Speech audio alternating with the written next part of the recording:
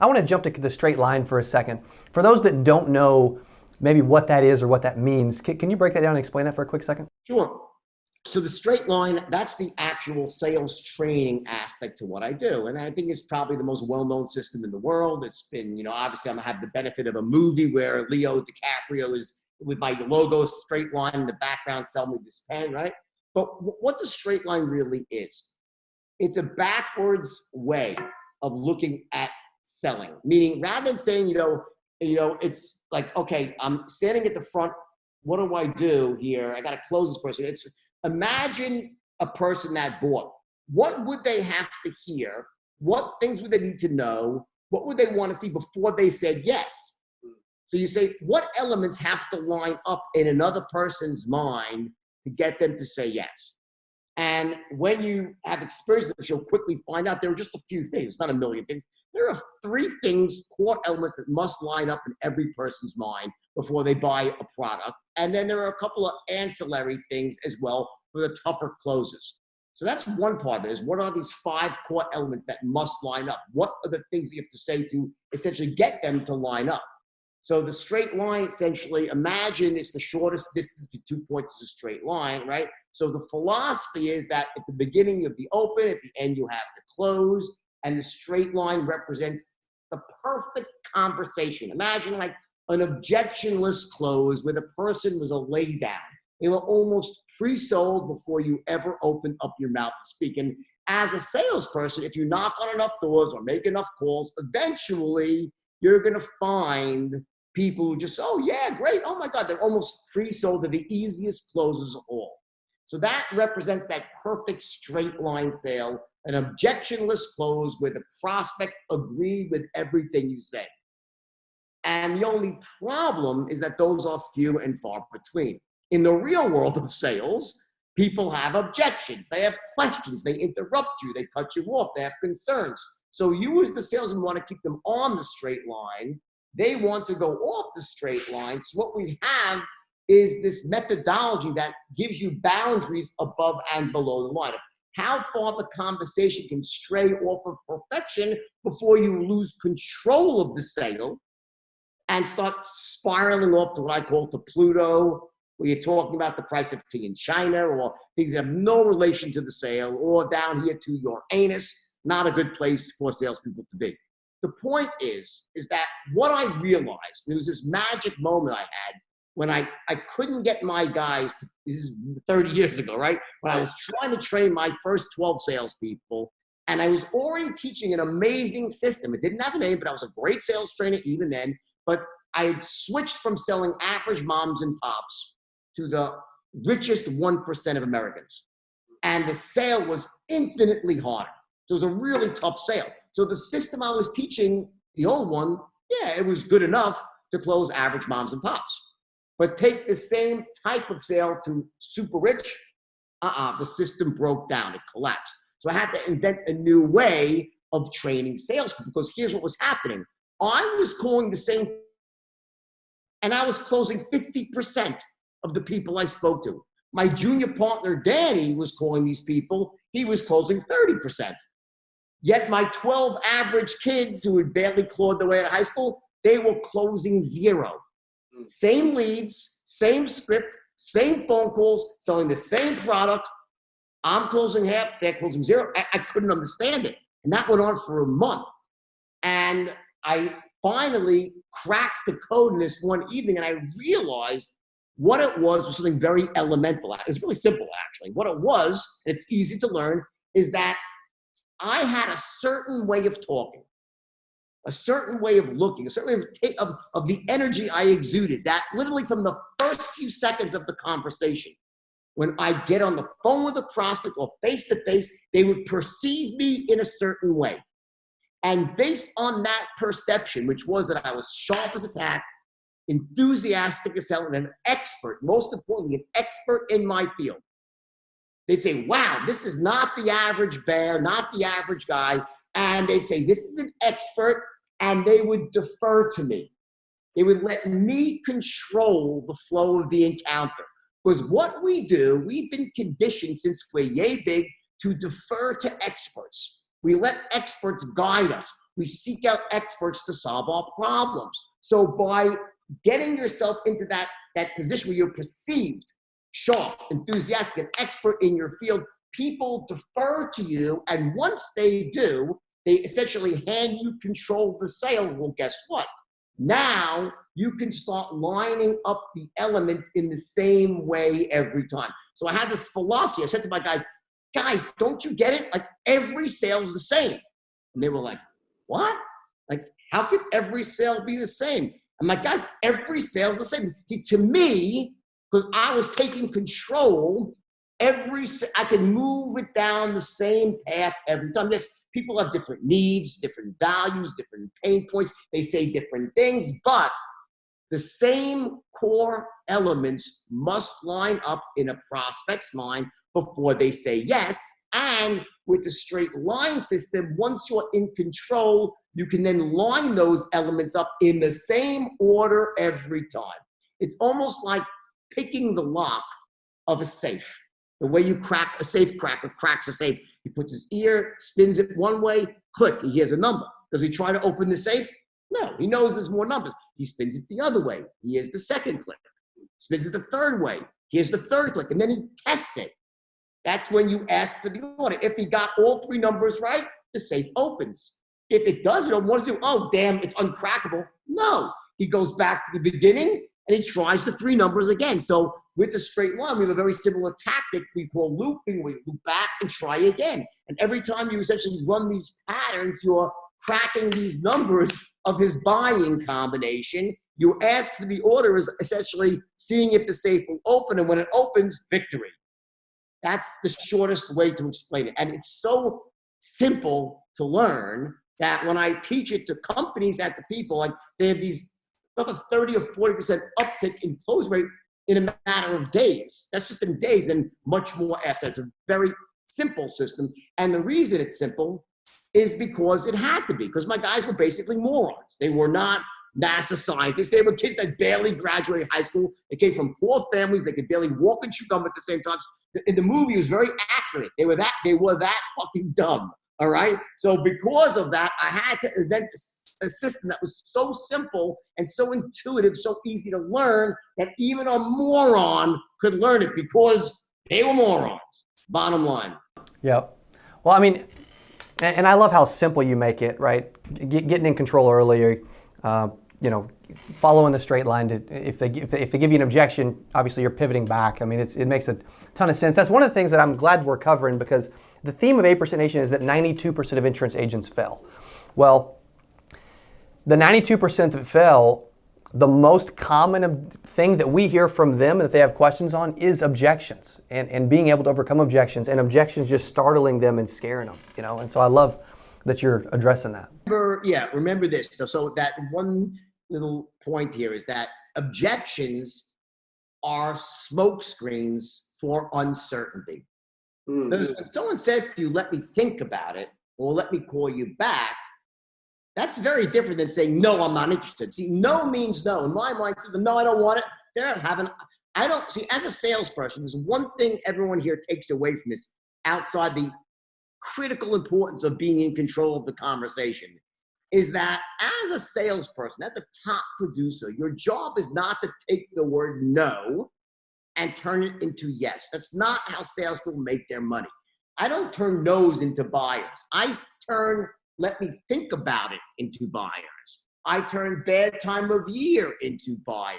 I turn let me speak to my wife into buyers. I take objections.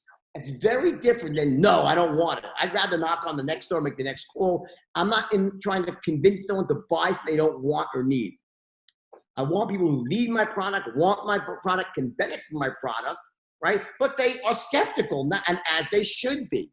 So when someone hits me with an objection, what I'm saying to myself, perfect. They're interested. It's a smoke screen. They're not certain yet.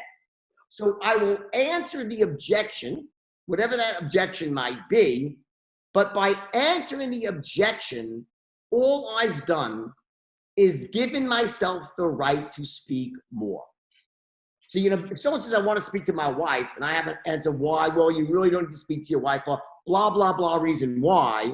If I then try to close the sale, I have no shot. But because the wipe was just a knee-jerk reaction.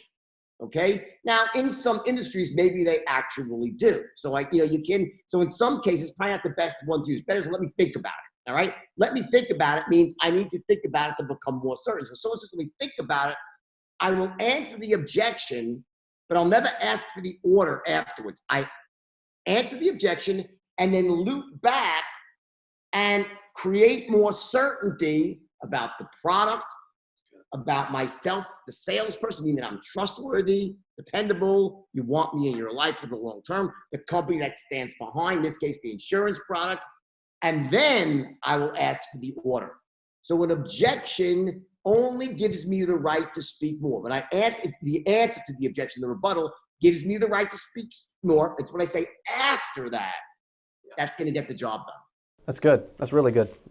I want to transition now to one of the things that I'm always studying and wanting to learn from successful people, and I know agents that are part of our conference are the exact same way, is the daily habits, the routine of those successful people. What are some of your daily habits or routine or that you recommend for others? When it comes to selling, to me, I never would sell, I'm going to go out and sell for an hour. I'm going to dial up for 30 minutes. It doesn't work. You need to have blocks of time dedicated to doing this. This is the biggest thing. Number one is that if I'm going to go out there and I'm going to cold call, I'm doing it for 2 or 3 hours block of time.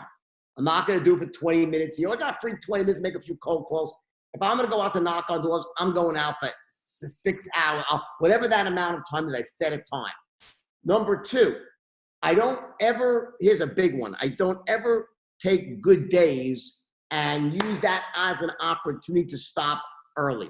Wow, I made 2 sales today, done. No. If I made 2 sales and I'm hot, I'm going for 6 sales. Yeah. In other words, I set time frames. I'm going to knock on doors till X time, or I'm going to make calls until X time, and I am literally going to make every single call till that clock hits. I don't care how bad I'm doing, how negative people are towards me, or how awesome I'm doing. I am unabated going through that time period. And third, with every single call, every single pitch, every single knock on the door, whichever way you're doing it, right? Yep. Every call, I'm as excited as my first call. See, this is the problem a lot of salespeople have in terms of that inner game, is what happens is throughout the day, you're saying the same thing over and over and over again. So you almost start feeling silly about that level of enthusiasm, of excitement. And so when you go into a typical sales room, there's a dull, yeah, how you doing, Mr. Jones? And yet in the morning, the first pitch day, they're like, hey, how you doing? And they're really upbeat. What you don't realize is that this person, whoever you're calling at that moment, they're hearing it for the first time. Every pitch has got to be like your first pitch. So I've learned, I've gotten to this habit over the years of triggering this positive, empowered state in the beginning of every sales call. So I treat every sales call like it's my first sales call. Those are 3 examples of habits I have when I'm selling. And also, I do massive preparation. I would never sell something without knowing what I have to say before I'm going to say it. I script out everything beforehand. I know my language patterns, the logical cases I'm making, how I'm going to make the emotional case. I want to know all about my product, the product knowledge that's necessary, all the benefits, the features that are associated with those benefits. I'm going to have comparisons and metaphors and examples to use. I'm going to have all of that stuff memorized up here and in front of me if I'm on the phone. Obviously, when I'm in person, I'm not like looking at me, so I'm not doing it in person. But the point is I prepare myself. I don't wing it. That's crucial. That's really good, yeah. And you embodied that, whether you're selling coolers on the beach or meat out of a freezer or stocks, all those things you said, you embodied, you just mentioned perfectly in line with the theme for this virtual conference, which is if you don't quit, you can't fail. And a lot of agents out there. I think that a lot of people really don't understand, what rejection really means in terms of, so the very, sort of the simple way of looking at it is like, oh, they're not rejecting me personally. they're rejecting blah, blah. And we've all read that in books. That doesn't really go very far with most people. They still feel terrible about it. They still feel like they still feel futile. It's an exercise in futility. Let me give you a better way of looking at this, okay? And that is keeping track of exactly how many cold calls you make in a day, how many presentations you make in a day, and how many of those ultimately lead to closes. Once you know those numbers, let's say you know you got to make 100 dials or knock on 100 doors to get one sale, and that sale is going to make you $5,000. And I'm just completely making up numbers here, right? Those numbers could be anything, right? So that means that I make $5,000, right, over 100 door knocks. That means I'm making $20 for every time I knock on a door, not $5,000 for one close. So I don't look at it like I make $5,000 every time I close a sale. I make 20 bucks every time I knock on the door. That means the no's are as good as the yeses. Someone says, have a nice day. I'm like, that's $20. That's 20. So when I don't close the sale, I make 20 bucks.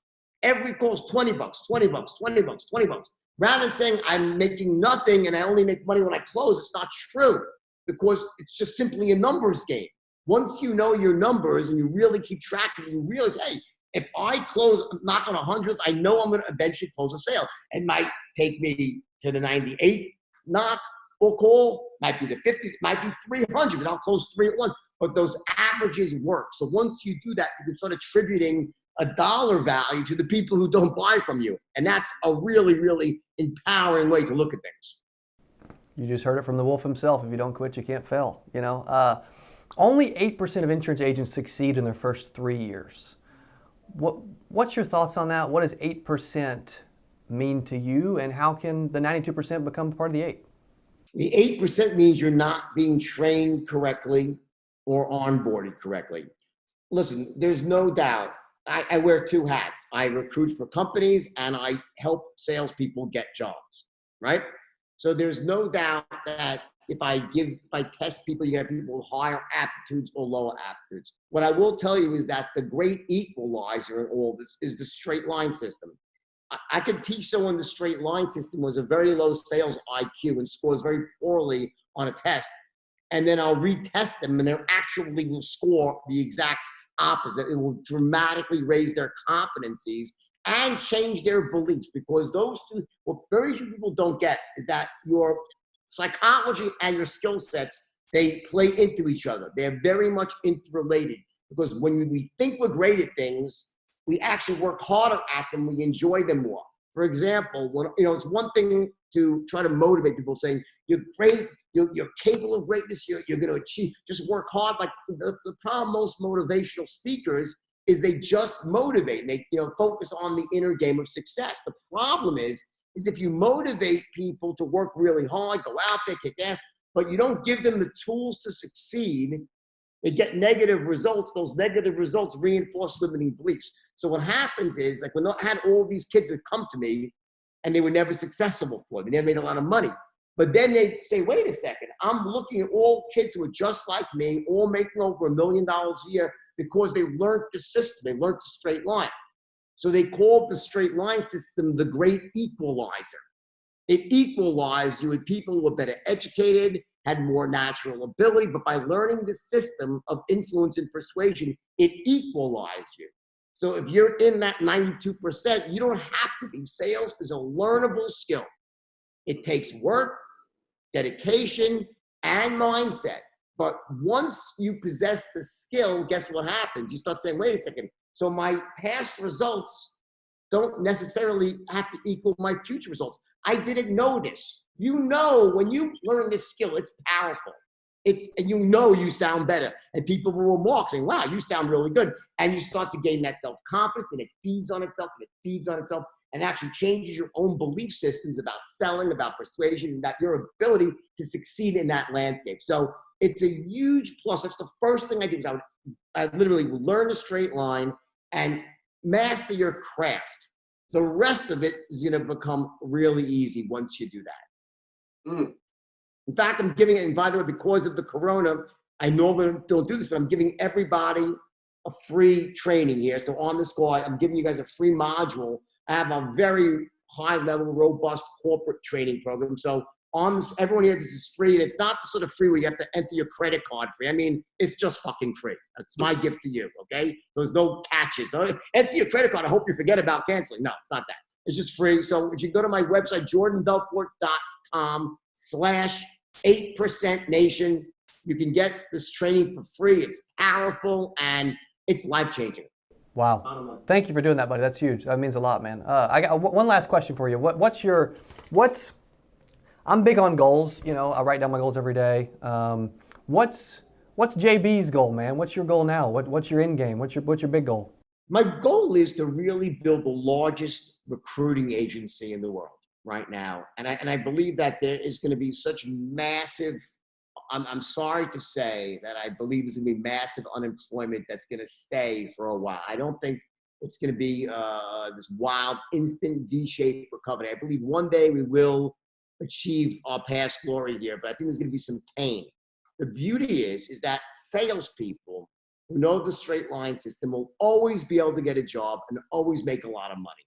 Yes, everyone has lean times as well. There are no guarantees in life, but this is a skill set. It's a required skill. And just so you understand, the straight line was invented for distance selling. It specializes in distance selling, meaning over the phone or like this. It was invented as a phone-based, so you didn't see someone. And by the way, even though we can see each other, it's not the same as in person, where there's a certain energy exchange with body language. It's still not there yet with the technology. It's just not, okay? So you need to learn how to use your tonality, how to use certain facial expressions, even on a Zoom call like this, but the straight line is like built for distance persuasion. So right now, more than ever, it's a system that is like I look at it as a required course. When you choose to take it, that's your choice. But until you do, you're going to be feeling a lot of pain in this new economy that's going to emerge, unless, of course, you're one of those lucky, natural-born closers who has it all figured out. And even you could benefit because it'll show you why you do what you do so well and make you that your best day is every day. Bottom line. Unbelievable, buddy. I know we're running out of time. Thank you so much for your time. Thanks for being on the virtual 8% Nation. Super excited to meet you at 8% Vegas, buddy. Thank you so much. Put the link up so everyone can see the link here. So jordanbelfort.com/8% Nation. We will put it up, buddy. Thank you so much. Appreciate your time so much. See you soon. Thank you. If you watch this video and you want to learn how to take a live call and transfer it from an opener to a closer, that video is for you. Click on it and I'll see you there. Again, I'm not sure what time you're watching this video, right? Intro, expert, control, qualify, transfer. This is how to effectively transfer a live call from an opener to a closer.